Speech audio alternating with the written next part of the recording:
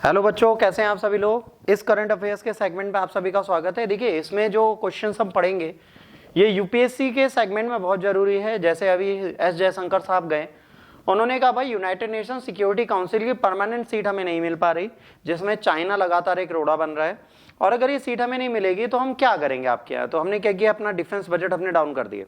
जो हम यूएन को पैसा देते थे, मान लो हम 388 करोड़ देते थे, इस टाइम पे 177 करोड़ ही देंगे। हमने उसको हाफ से भी नीचे कर दिया।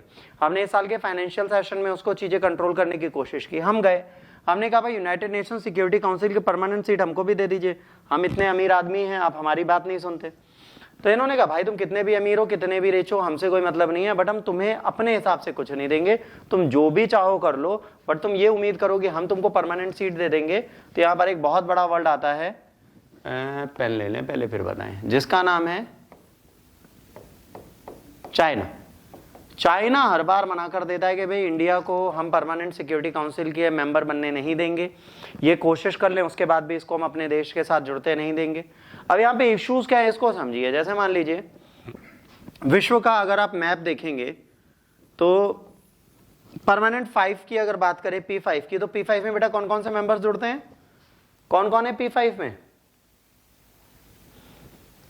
Who are the member of P5, कौन बताएगा?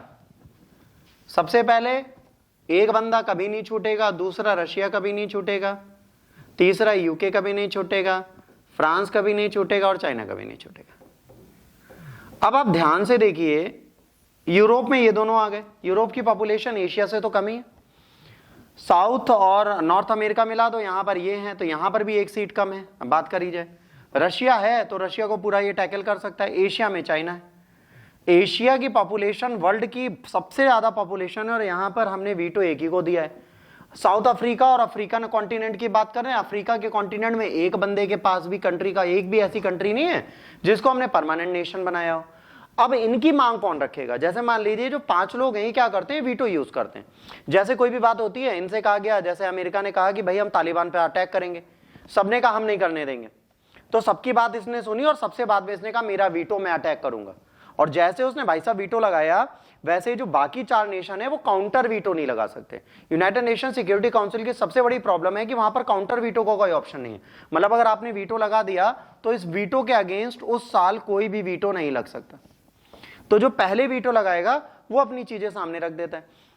अब अगर आपको कि वीटो लगा दो कि इंडिया को मैं परमानेंट 5 मेंबर में डालना है और परमानेंट 6 में वो आएगा, छठा मेंबर बनेगा, ये नहीं हो सकता। यहां पर पांचों की पांचों नेशन की स्वीकृति चाहिए किसी भी कंट्री को परमानेंट मेंबर में आने के लिए, स्थायी सदस्यता। तो हमारे यहाँ क्या है, इनके यहाँ 5 स्थायी सदस्य हैं और हर साल 10 अस्थायी सदस्य चुने जाते हैं जो 2-2 वर्ष के लिए चुने जाते हैं। ठीक है, भारत भी 2-2 वर्ष की सदस्यता ले चुका है, कर चुका है। यूनाइटेड नेशन सिक्योरिटी काउंसिल का कायदे से कार्य क्या है? यूनाइटेड नेशन सिक्योरिटी काउंसिल का एक ही वर्क है बच्चों, ये एक काम करती है। ये काम ये करती है कि अगर विश्व में शांति व्यवस्था बनानी है, युद्ध की स्थिति बन रही है, उसको सेटल करना है, कोई भी चीज करनी है, तो इस समय पर इनका योगदान सबसे ज्यादा होता है। इसलिए इनको देखना और समझना हमारे लिए बहुत ज्यादा जरूरी है। अब हम बात करते हैं भाई साहब, ये जो यूनाइटेड नेशन सिक्योरिटी काउंसिल है ये है क्या, ये किस प्रकार से कार्य करती है, इसमें क्या क्या है, तो इसके बारे में अभी हम लोग एक एक लाइन पढ़ते हुए चलते हैं ताकि आपको चीजें याद भी हो जाएं और आपको चीजें समझ में भी आने लगे। अब यहां पर क्या है, United nation security council UNSC एक 6 प्रिंसिपल ऑर्गन यूनाइटेड नेशन के हैं, उसमें से एक है। और इसका काम क्या है, अंतरराष्ट्रीय शांति और सुरक्षा को देखना। ठीक है, नया कोई राज्य अगर यूएन का मेंबर बनता है तो उसको जनरल असेंबली तक ले जाना और उसके बाद अप्रूव करना अगर कोई चेंजेस इनको यूनाइटेड नेशन के चार्टर में चाहिए, जो इनका एक संविधान बना है उसमें अगर कोई बदलाव चाहिए तो इनको इनकी आवश्यकता होती है। It powers include establishing peace keeping operation. इनकी ताकत क्या है, ये पीस कीपिंग मतलब शांति बनी रहे इसके लिए कार्य करते हैं। इनेक्टिंग इंटरनेशनल सैंक्शंस, यह क्या करते हैं, अंतरराष्ट्रीय प्रतिबंध लगाते हैं। ऑथोराइजिंग मिलिट्री एक्शंस, और ऑथोराइज करते हैं कि अगर किसी देश पर हमको कोई अटैक करना है, किसी देश को हमको कैप्चर करना है, तो उसके लिए यूनाइटेड नेशन सिक्योरिटी काउंसिल का काम है, वो इन चीजों को देखेंगे और कोई नहीं देखेगा। उसके बाद united nation is the only UN body with the authority to issue binding resolution on the members state. अब ये बहुत अच्छा वर्ड है, binding resolution on the member state का मतलब है वीटो। अगर वो 5 में से कोई एक नेशन अपनी बात मनवाना चाहता है तो उसके बाद बाइंडिंग नोशन है, वो क्या करेगा, वो ये रेजोल्यूशन ले आएगा वीटो का और कहेगा भाई साहब मेरी बात आप सुन लीजिए, मैं जो बोल रहा हूं वो बिल्कुल सही बोल रहा हूं और इसको आप मेरे सामने काट नहीं सकते, आपको इसको मानना पड़ेगा। तो लोग कहते हैं भैया ठीक है, तुम आगे हम हारे। इसके बाद मेंबरशिप की बात करेंगे तो जैसे मैंने आपको बताया भाई साहब इसमें परमानेंट मेंबर सिर्फ आपके 5 हैं, बाकी नॉन परमानेंट मेंबर होते हैं। नॉन परमानेंट मेंबर्स को क्या होता है, देखिए 5 member China, France, Russia, United kingdom and United states हैं। और इसके बाद नॉन परमानेंट मेंबर इलेक्ट किए जाते हैं 2 साल के लिए। इसमें इंडिया इस टाइम पे टेम्परेरी मेंबर्स के पार्ट में नहीं है। इसके बाद इनका काम क्या होता है, क्या करते हैं, absence of the record and the text of the meeting. तो यहाँ पे करंट रेट में जो भी प्रोग्रेस है, जो भी सीरियस इश्यूज होते हैं उन सब के बारे में बात करते हैं। Power play in the United nation, जो प्रॉब्लम्स होती है करंट सिस्टम में इन सबको वो देखते हैं और बताते हैं कि भाई क्या है। बट यहाँ पर प्रॉब्लम क्या है, जब इनकी बात की जाती है तो यहाँ पर कुछ एलिट क्लास की कंट्रीज हैं जिनके पास पे इनकी चीजें एग्जिस्टेंस की बात करेंगे तो भाई साहब आज की डेट में ये ऑथेंटिफिकेशन प्रूफ नहीं कर पा रही। वर्ल्ड में जितने भी चीजें हैं, ठीक है, यहां पर जो भी रिकॉर्ड होते हैं, जो भी चीजें होती हैं, इनको आप कहीं पर भी लिपिबद्ध नहीं करते, एक रिकॉर्ड नहीं बनाते कि यूनाइटेड नेशन सिक्योरिटी काउंसिल क्या कर रही है। तो अगर ये नहीं करोगे तो प्रॉब्लम आएगी। पावर प्ले की बात करेंगे, 5 इंपॉर्टेंट नेशन है बड़े नाम में, उसमें रशिया, यूएसए और चाइना की बात कर लीजिए, बहुत ताकतवर है। ये अपनी मर्जी यहां पे चलाते हैं इंटरनेशनल सिक्योरिटी में, ये एक प्रॉब्लम वाली बात है। अगर यहां पर रशिया ने यूक्रेन पर अटैक किया और यूएसए ने बैक किया इजराइल को फिलिस्तीन या गाजा स्ट्रिप को खत्म करने में, तो यहां पर जो भी इनह्यूमन एक्टिविटीज हो रही है उसको United nation security Council support ही कर रहा है, उसके अगेंस्ट नहीं खड़ा हो रहा। अगर इस तरीके के काम करेगा तो क्या होगा, समस्याएं इनके सामने रहेंगी। इसके बाद एक under representation organisation, united nation security council has been unable to act with the credibility essential to its under representative nature. अब यहां पर क्या है ना, ये अनरिप्रेजेंटेटिव नेचर दिखाती है, ये अपनी विश्वसनीयता को कभी साबित नहीं कर पाती। जैसे मान लीजिए भारत कह रहा था कि मुझे इसको आतंकवादी घोषित करना है, चाइना कह रहा आतंकवादी है ही नहीं, तुम फालतू बोल रहे हो। भाई वो आतंकवादी क्यों नहीं है, वो आतंकवादी है इसीलिए हम उसे आतंकवादी घोषित करा रहे हैं। पर उन्होंने कहा ना ये आतंकवादी नहीं है, तुम गलत बोल रहे हो, हम तुम्हारी बात नहीं मानते। चलो कोई बात नहीं, नहीं मानते तो भाई प्रॉब्लम तो एज इट इज बनी रहेगी ना, खत्म कहां हो गया अब रिफॉर्म्स। अब यहां पर ग्लोबल पावर्स में क्या है, बहुत सारी चीजें बदलने की जरूरत है। जब विश्व में बहुत सारे देश आ चुके हैं जिनको यहां पर जोड़ने की जरूरत है, हम उनको जोड़ना नहीं चाहते, मेजर्स लेने की जरूरत है। हम देखें सिक्योरिटी काउंसिल में ट्रांसपेरेंसी आ जाए, पारदर्शिता, वो जो कार्य करते हैं उनकी जवाबदेहिता उनके पास हमेशा बनी रहे। इसके बाद इसमें रिफॉर्म्स की जरूरत है। यहां पर आज भी हमने कुछ भी ऐसा नहीं किया है कि जो स्मॉल आइलैंड डेवलपिंग स्टेट्स हैं उनके लिए कुछ किया जाए, उनके लिए कुछ नहीं करते। इम्बैलेंसेस पावर की है, वर्ल्ड की पॉपुलेशन कहीं पहुंच गई, आप आज भी 5 ही परमानेंट मेंबर लेके बैठे हो, बाकी मेंबर्स कब आएंगे, इनके बारे में आप कुछ बताने को तैयार नहीं हो। तो अगर ये सारी चीजें आप नहीं करते तो कहने कि यूनाइटेड नेशन सिक्योरिटी काउंसिल हमारे काम का नहीं रह जाता। ठीक, इसके बाद इंडिया जो है नॉन परमानेंट मेंबर रहा है, इंडिया जो है नॉन परमानेंट मेंबर रहा है यूनाइटेड नेशन सिक्योरिटी काउंसिल का 2020 में था। ठीक है, उससे पहले 2021-22 में 184 से 193 वोट उसे मिले थे जनरल असेंबली में। इंडिया नॉन परमानेंट मेंबर रहा है और उसके साथ ये 8 बार मेंबर बन चुका है। अब 15 मेंबर्स इसमें हैं, उन सब की चीजें हमारे सामने दिखती हैं, हम उन सारी बेसिक चीजों को चेक करते हुए चलते हैं। ठीक है, हम इन सब चीजों को समझते और देखते हैं। बट यहाँ पर प्रॉब्लम क्या है कि जो परमानेंट 5 है उनको छोड़कर बाकी कोई भी ऐसा नहीं है जो अभी परमानेंट मेंबर हो। बट इसमें क्या है, फ्रांस, चाइना, रशिया, यूके और यूएसए जो है वो कभी भी, इनमें से सिर्फ एक ही है जिसका नाम है चाइना। चाइना को छोड़ के बाकी सब बैक्ड करते हैं कि इंडिया को परमानेंट मेंबर होना चाहिए। पर इंडिया परमानेंट मेंबर बनेगा कैसे, उसमें सबसे बड़ी जो प्रॉब्लम है वो है चाइना। चाइना नहीं चाहता कि इंडिया परमानेंट मेंबर में आए। अब हमारे बीच में प्रॉब्लम क्या है, चाइना नहीं कहता कि भैया आप परमानेंट मेंबर्स में आइए। जब हम परमानेंट मेंबर में आ ही नहीं पा रहे तो हम करें क्या। अब भाई वीटो की अगर बात करेंगे, वीटो चाइना ने सबसे कम लगाया है। अगर आप ध्यान से देखिए तो चाइना का वीटो इतना नहीं है। बट चाइना बिल्कुल नहीं चाहता कि एशिया में एक और सुपर पावर उनके सामने आए जो हो इंडिया।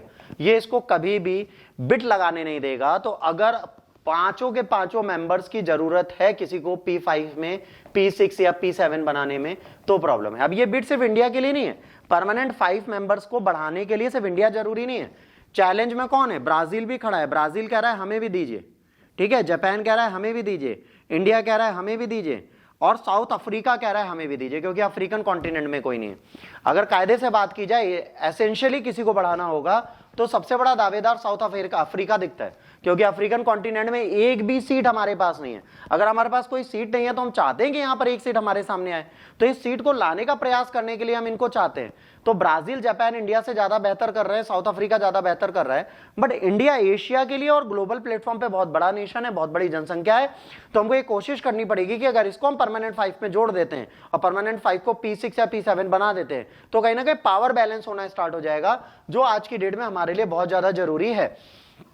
अब बात करते हैं यूएसए ने इनको बिल्कुल बैक किया। यूएसए कहता है कि भाई साहब P5 मेंबर्स हमको चाहिए, हम चाहते हैं। अमेरिका कह रहा है कि हम चाहते हैं इंडिया जुड़े। अभी इलॉन मस्क ने भी बोला है कि परमानेंट 5 की सीटों में एक स्थायी सदस्यता भारत को भी मिलनी चाहिए। एलॉन मस्क भी ये बोल रहे हैं अपने x.com से, जो ट्विटर हैंडल है जिसको बदल के x.com कर दिया गया है, उस हैंडल से वो खुद ही बोल रहे हैं कि भाई साहब इनको एक सीट देनी जरूरी है। ठीक है, इसके बाद अगर आगे चलें, हमेशा जापान कहता ही है कि भाई इंडिया को साथ होना चाहिए, तो ये भी हमेशा हमारे साथ खड़ा रहता है कि भाई परमानेंट सीट हमें दे दो, हमें नहीं देते इंडिया को दे दो, हमारा फ्रेंड है, हमें कोई प्रॉब्लम नहीं है, हम भी इसके साथ खड़े। तो इंडिया को सपोर्ट कर रहे हैं नॉन परमानेंट में ये भी। इसके बाद हमें ब्राजील भी सपोर्ट कर रहा है। ब्राजील भी कहता है कि अगर इंडिया को सीट दे देते हैं तो भी हमें कोई प्रॉब्लम नहीं, हम आपके साथ खड़े हैं, इंडिया को बस एक परमानेंट सीट देने की कोशिश करिए। तो इंडिया की ये बिट ऐसा नहीं है कि खत्म हो रही है, ये परमानेंट चल रही है। अब वीटो की बात करेंगे तो बेटा 5 लोगों के पास वीटो है। इस वीटो की सबसे बड़ी प्रॉब्लम क्या है? इस वीटो की सबसे बड़ी प्रॉब्लम है कि अगर एक बार वीटो लग जाता है, किसी भी साल में अगर बच्चों वीटो लग गया, अगर हमने वीटो लगा दिया तो वीटो लगाने के बाद इसको काउंटर नहीं कर सकते। मतलब वीटो लग गया तो वीटो लग गया, उस साल कुछ नहीं होगा। अब यहां पर क्या है, 5 मेंबर की परमिशन चाहिए। अगर हम यूनाइटेड नेशन सिक्योरिटी काउंसिल के पार्लियामेंट या कॉन्स्टिट्यूशन में ही चेंज कर दें और वहां पर यह चीज लिख दे कि वोटिंग से होगा, तो शायद हमें कभी जरूरत ही ना पड़े P5 की। अब अमेरिका और चाइना क्या कहता है? चाइना कहता है हम परमानेंट मेंबर तो बढ़ाएंगे बट उनको वीटो नहीं देंगे। भाई साहब अगर आप हमें वीटो नहीं दोगे तो हम परमानेंट 5 में आके करेंगे क्या? आप कह रहे P5 के पास वीटो रहेगी, बाकी जो अदर परमानेंट मेंबर होंगे उनको हम वीटो नहीं देंगे। अगर आप हमें वीटो नहीं दे रहे, बिल्कुल मत दीजिए। वीटो वोटिंग वीटो कर दीजिए, एब्सोल्यूट वीटो हटा दीजिए। अगर आप एब्सोल्यूट वीटो नहीं रखोगे तो आपको ज्यादा फायदा होगा। अगर आपके पास वोटिंग वीटो होगा तो अगर 4 नेशन कह रहे हैं युद्ध नहीं होगा और एक वीटो लगा रहा है तो उसको काउंटर कर सकते ना वोटिंग से। इतने दिनों से हम सदस्य क्यों नहीं बढ़ा पा रहे? क्योंकि हमारे पास वीटो की पावर जो है ये बहुत प्रॉब्लमेटिक है। अब बात आती है कि भाई साहब वीटो कितनी बार कितने यूज किया है। देखिए वीटो को सबसे ज्यादा यूज किया माननीय रशिया ने। रशिया ने कहा कि भाई मैं तो अपने बाप की नहीं सुनता, तुम्हारी कहां से सुन लूंगा। इसने कहा मैं दुनिया में किसी की नहीं सुनता, मेरी मर्जी। जो गाना है ना, मैं चाहे ये करूं मैं चाहे वो करूं मेरी मर्जी, उस गाने को चरितार्थ करते हुए दिखता है रशिया। रशिया के पीछे फिर आता है यूएसए, कह रहा है हम काहे पीछे। फिर यूनाइटेड किंगडम भी कभी कभार लगा देता है, फ्रांस भी लगा देता है। चाइना ने अब स्टार्ट किया, चाइना भी थोड़ा उठा है, तो जब उठा है तो इसने अपने आप को बदला है और ये भी वीटो दे रहा है। तो आज तक सबसे ज्यादा वीटो रशिया और यूएसए ने लगा, और ये दोनों वो नेशन है जो विश्व में युद्ध करते हैं। विश्व भर में जहां मन करता है वहां पे दंगा फैला देते हैं कि चलो लड़ते हैं। मतलब ये घर पे बैठे रहते हैं, सैनिक कहते हैं सर प्रैक्टिस करनी है, कहते हैं चलो किसी कंट्री में करते हैं। कह रहे प्रैक्टिस ट्रेनिंग राउंड राउंड क्या करोगे, सीधे लड़ते हैं और मारते हैं 2-3 लोगों को, पैसा भी जाएगा, जमीन भी मिलेगी, नाम भी होगा। तो ये ऐसे लोग हैं और ये यहाँ पे वीटो यूज करते हैं। तो वीटो को सबसे ज्यादा यूज किया हमेशा रशिया ने, इसके बाद अमेरिका ने। देखिए रशिया ने कितनी बार वीटो यूज किया। सही गलत की अगर रशिया बात करता है तो रशिया ने कभी सही किया ही नहीं, गलत तो बहुत किया। अब इसके बाद सिक्योरिटी काउंसिल की बात करेंगे तो देखिए है ना, vetoes by the countries. USA ने वीटो 27%, 42 वीटो इजराइल के लिए लगाए यूएसए ने इजराइल को पूरी तरह सपोर्ट, 42 वीटोज तकरीबन, और 79 टोटल वीटोज जो हैं यूएस के, 51% यहाँ है। बाकी जो वीटोज है 49% फ्रांस, रशिया, यूएसएसआर, यूके सब लगाते रहते हैं वीटो। देखिए यहां से अगर आप कैलकुलेट करें, जब यूएसएसआर बदल के रशिया बन गया था तब से वीटो की संख्या की बात करेंगे तो देखिए कैसे होता है। ठीक है, तो वीटो की संख्या धीरे धीरे बदल रही है और वीटो बहुत ज्यादा यूज किए जा रहे हैं। अब बात आती है कि भाई इन P5 को हम कैसे रेगुलेट करेंगे, इनके लिए हम क्या करेंगे। तो देखिए अगर विश्व में बैलेंस चाहिए तो आपको वीटो को रेगुलेट करना पड़ेगा, और वीटो को रेगुलेट करने के लिए voting veto is a very good option. अगर आप वोटिंग वीटो पे नहीं जाना चाहते तो आपके पास दूसरा अच्छा ऑप्शन क्या है? दूसरा अच्छा ऑप्शन ये कि अगर आप वोटिंग वीटो नहीं चाहते तो आपको सिर्फ एक काम करना है। वो काम ये है कि आप पूरी तरीके से वीटो पावर को खत्म कर दीजिए, वोटिंग वीटो स्टार्ट कर दीजिए, आप वोट करने स्टार्ट कर दीजिए।